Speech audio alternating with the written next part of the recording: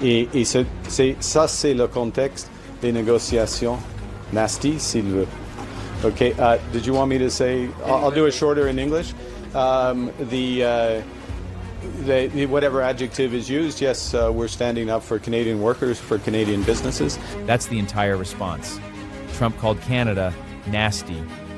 A reporter repeated the word back to Carney's face in French, and instead of defending against it, translating it, or even dignifying it with a real French equivalent, Carney just picked the word straight back up in English and tossed it aside. Nasty if he wants. Like it wasn't worth the extra syllables. He didn't even bother switching languages for an insult that small. Everything that came right after, though, he said in full, in English, on purpose. Because that part, he wanted the world to hear clearly. And what he wanted, heard clearly, was a press conference happening inside a demonstration plant built to make a point Trump's tariffs can't touch.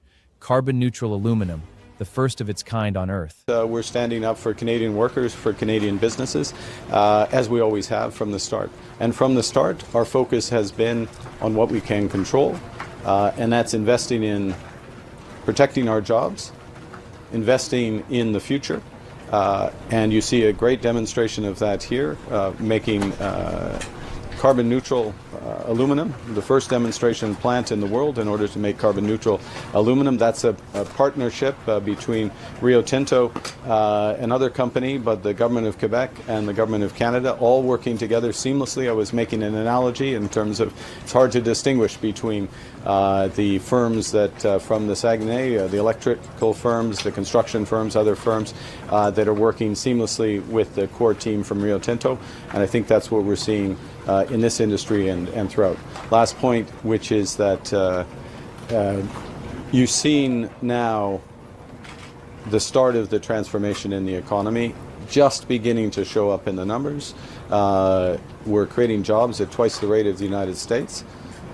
We have foreign direct investment twice the rate of our nearest G7 competitor, which is the United States. We are seeing growth pick up in this quarter. And most fundamentally, what we're seeing is business investment beginning to pick up, and that's because we've kept focused on what we can control, and the world, we have what the world wants, which includes the greatest workers in the world.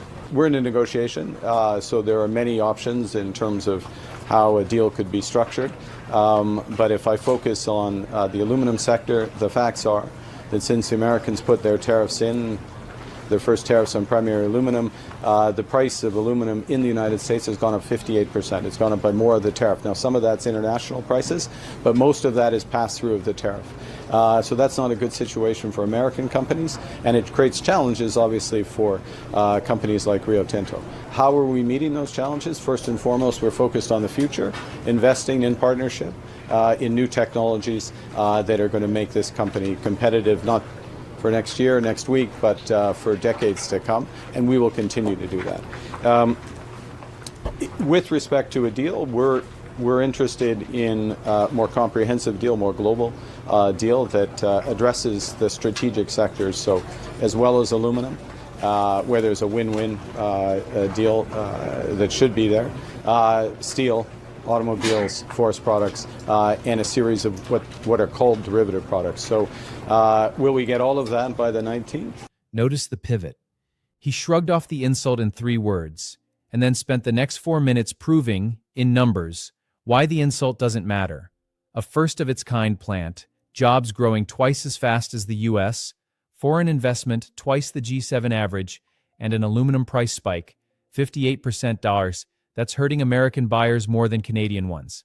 That's not a man rattled by nasty. That's a man who used it as a warm-up. And the word he leans on twice in that second answer, connected, is doing real work. Steel, aluminum, autos, forest products. He's telling Washington on camera that Canada won't let this get carved up sector by sector, which is exactly the argument he made again, more personally, when a reporter brought up the workers. Most of this coverage never reaches. I will say that I know personally how important the sector is. I still have friends from my high school who work in the sector in Western Canada. So, and I know the challenges that are faced. These are big numbers in terms of the number of Canadians and across the country who work in the sector, and of course in Quebec. And I've had many conversations in her short time as Premier with Premier Frechette on this issue, as I have with the other premiers. So we see everything as connected. There are many things that the Americans want from Canada. They say they don't want them, but they do want them. It's energy, it's potash, it's critical minerals, it's aluminum. And for us, it's all connected. We're one country. We care about all these sectors. We're working hard. Last point, in the forest product sector, there's been a series of measures that have built up over decades.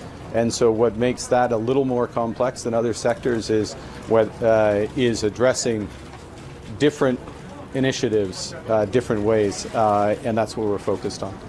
Start to finish, this press conference was one continuous argument wearing 3 different outfits: a 3-word brush-off in French, a plant tour backed by hard numbers in English, and a quiet promise to forestry workers that nobody's being left behind. Trump got a word, Canada got a strategy. Do you think Carney's everything is connected strategy actually gives Canada leverage, or is it just a polished way of saying no deal is close? Subscribe to Unbiased Canada, hit like, and let us know in the comments.